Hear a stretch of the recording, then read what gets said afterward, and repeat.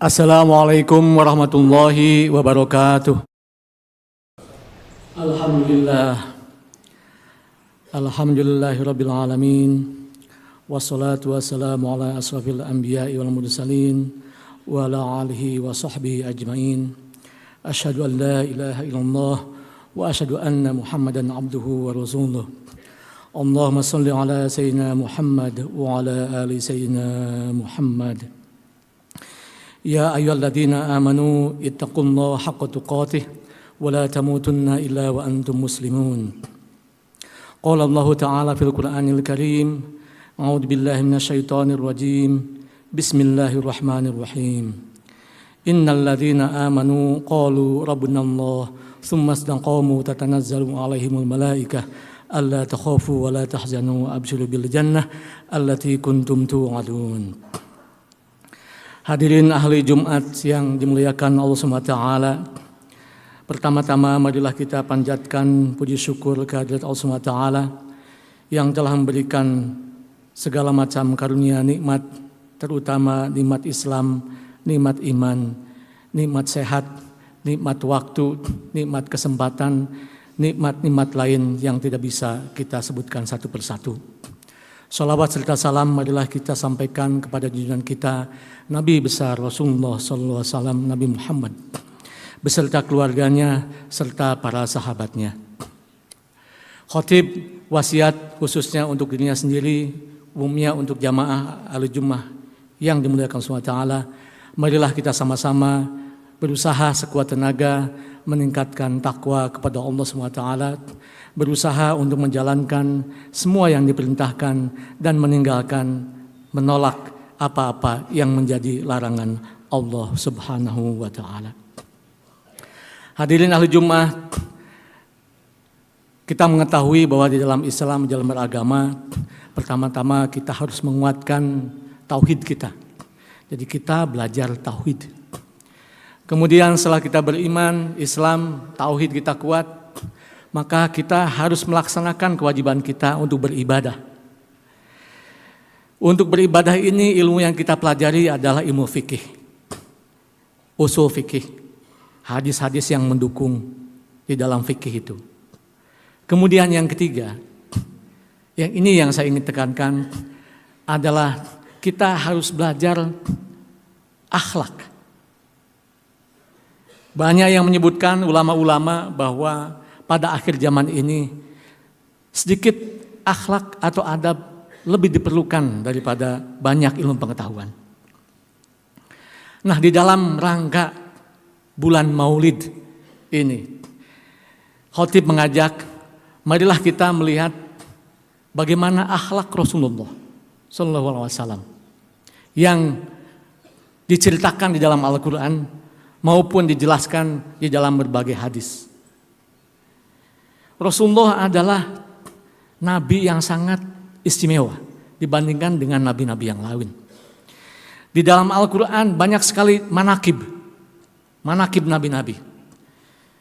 Manakib pemuda Ashabul Kahfi yang terkurung di dalam gua bertahun-tahun.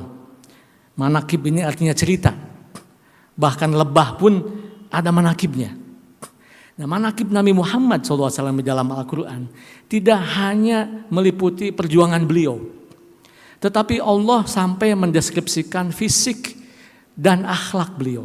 Ini tidak demikian kepada manakib ataupun cerita-cerita mengenai Nabi lain dalam Al-Quran. Oleh karena itu, di dalam Al-Quran, di dalam surat Al-Ahzab ayat 56 itu disebutkan innallaha wa malaikatahu yusholluna 'alan nabi ya ayyuhalladzina amanu shollu 'alaihi taslima. Sampai Allah dan malaikat bersolawat kepada Nabi dan memerintahkan kepada kita semua untuk bersolawat, mendoakan serta menghormati Nabi besar Muhammad SAW. Inilah keistimewaan Nabi kita. Di dalam Al-Quran juga disebutkan, surat Al-Ahzab juga, Ayat 21, A'udzubillahi minasyaitonirrajim. Bismillahirrahmanirrahim. Laqad kana fi Rasulillahi uswatun hasanatun liman kana yarjullaha wal yaumal akhir wa dzakarallahu katsiran. Kata Allah, sesungguhnya telah ada di dalam fi Rasulillahi, di dalam diri Rasulullah, uswatun hasanatun, perilaku yang terpuji yang harus menjadi panutan, menjadi contoh kita semua. Liman kana yarjullaha, yang harusnya menjadi cermin ataupun diikuti oleh orang-orang yang mengharapkan rahmat Allah, wal yaumil akhir, yang menanti-nantikan datangnya hari kiamat, mengharapkan ridho Allah setelah terjadi hari kiamat. Wa dzakarallahu katsiran, dan umat yang berzikir, yang mengingat Allah yang banyak. Jadi Nabi sudah jelaskan secara ringkas di dalam Al-Quran bahwa Nabi Muhammad SAW adalah uswatun hasanah.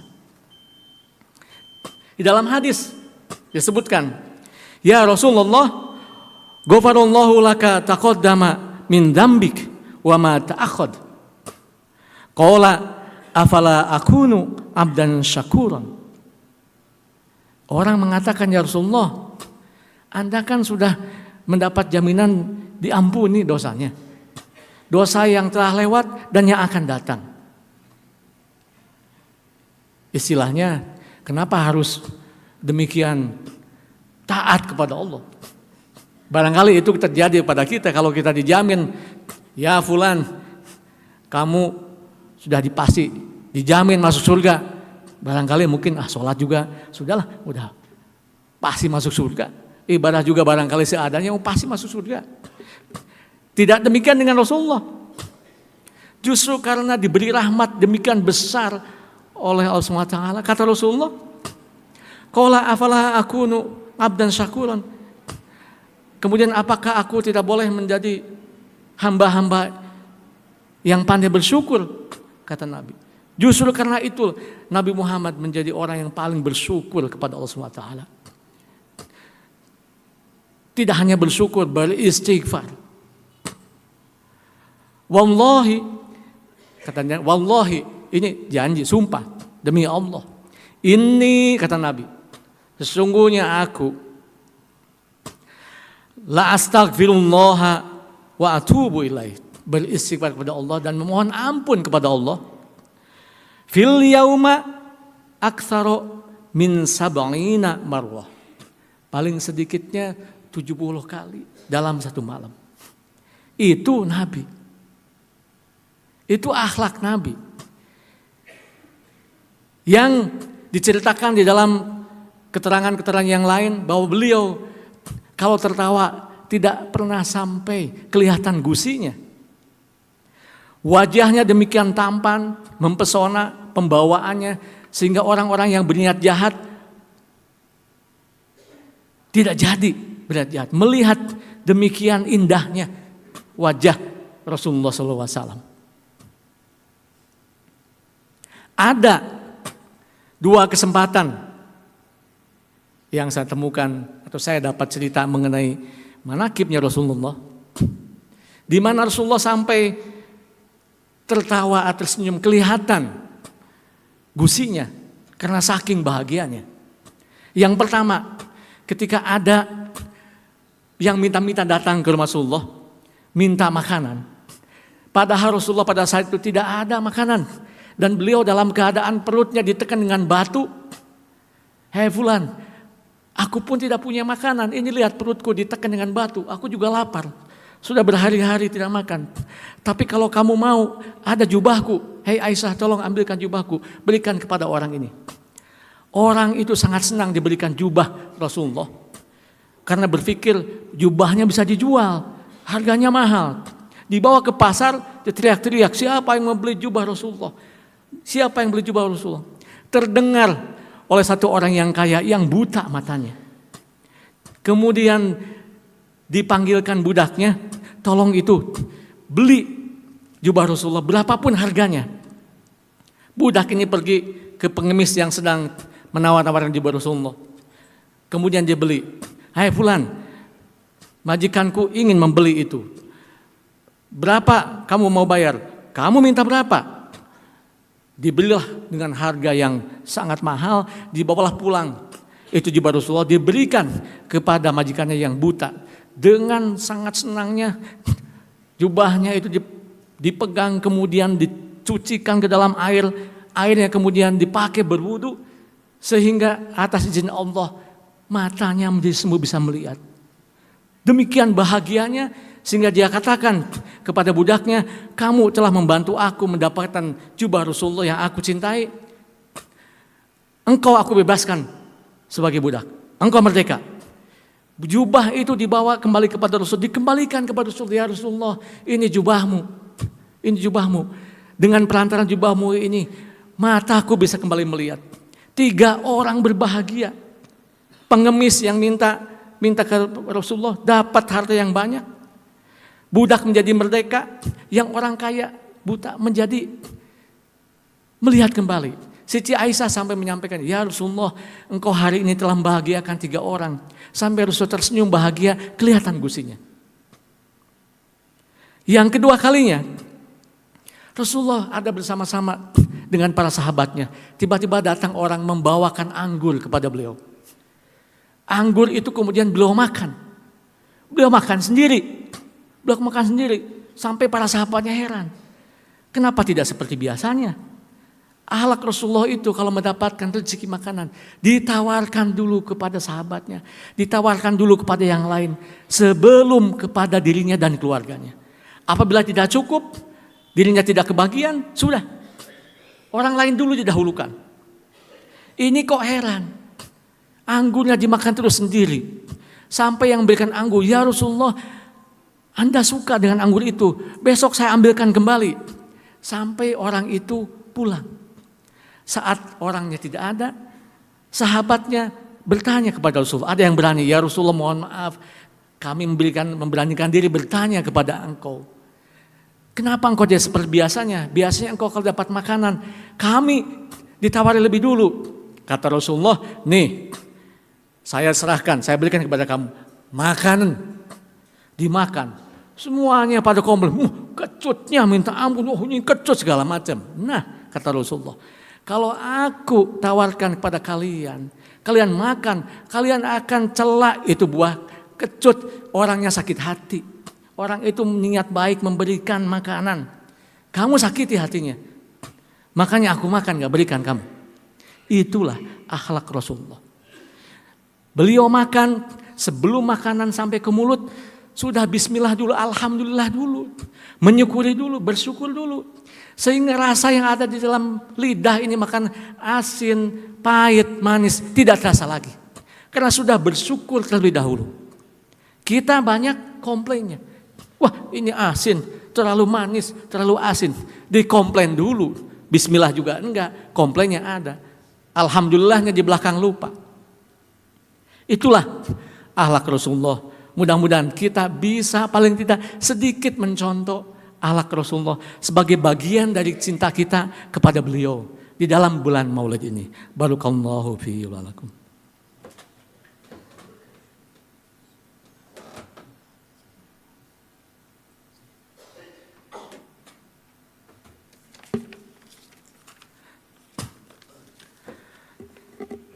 Alhamdulillah.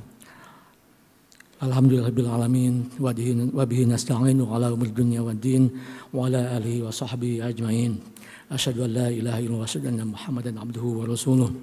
Allahumma shalli ala sayyidina Muhammad wa ala sayyidina Muhammad kama shallaita ala Ibrahim wa ala ali Ibrahim fil alamin innaka Hamidum Majid. Hadirin ahli Jumat yang dimuliakan Allah Subhanahu wa taala. Di dalam khutbah kedua ini khatib ingin singkat saja. Di dalam khutbah pertama, di dalam mukadimah khutbah tadi khatib menyitir ayat dari surat Al-Fusilat, innal ladina amanu qalu rabbunallah tsumma istaqamu tatanazzalu alaihimul malaikah alla takhafu wa la tahzanu wa abshir bil jannah allati kuntum tu'adun. Ada sebagian yang berikan tafsir kepada ayat ini, di mana dimaknai bahwa ini terjadi pada saat kita menghadapi sakaratul maut. Pada saat menghadapi sakaratul maut, setiap insan akan menghadapi rasa kegelisahan yang sangat-sangat besar sekali.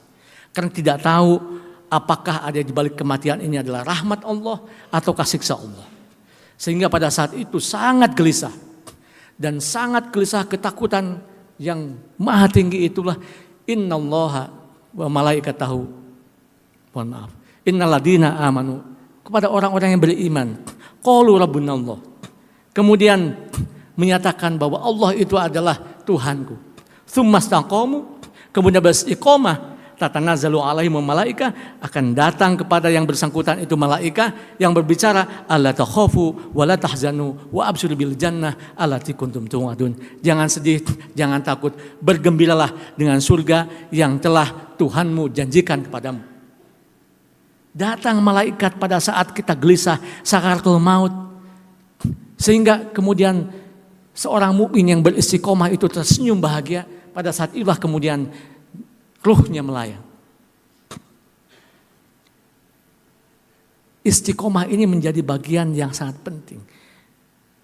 Banyak ulama mengatakan sedikit ibadah tetapi istiqomah lebih utama daripada banyak ibadah karena kondisi-kondisi tertentu. Kita banyak bertahajud karena pas kita banyak kebutuhan, banyak musibah, kita bertahajud. Lagi senang, lupa. Sholat duha pun, kalau kita lagi sumpek, lagi banyak kebutuhan, sholat duha. Kalau tidak ada, tidak. Itu yang tidak istiqomah. Nah, Allah menyukai yang istiqomah walaupun sedikit. Mudah-mudahan di dalam barokahnya Maulid, bulan Maulid ini, kita bisa mencontoh akhlak Rasulullah, sekaligus kita mendapatkan mudah-mudahan husnul khotimah di akhir hayat kita. Amin ya Allah ya rabbal alamin. Marilah kita tutup khutbah ini dengan berdoa kepada Allah. Alhamdulillahirabbil alamin. Allahumma shalli wa sallim ala sayyidina Muhammadin wa ala alihi wa sahbihi ajmain. Amin ya Allah ya rabbal alamin. Allahumma ighfir lil muslimina wal muslimat wal mu'minina wal muslimat al ahya'i minhum wal amwat. Rabbana hab lana min azwajina wa dhurriyyatina qurrata a'yun waj'alna lil muttaqina imama. Rabbana la tuzigh qulubana ba'da idh hadaytana wa hab lana min ladunka innaka antal wahhab wa afriq alaina sabra wa tawaffana muslimin. Rabbana atina fid dunya hasanah wa fil akhirati hasanah wa qina adzabannar wa adkhilna jannata abrar wa amidana najlatil karim ya aziz ya ghaffar ya rabbal alamin. Wassallallahu ala sayyidina Muhammadin wa alihi wasallam walhamdulillahi rabbil alamin. Aqimis shalah.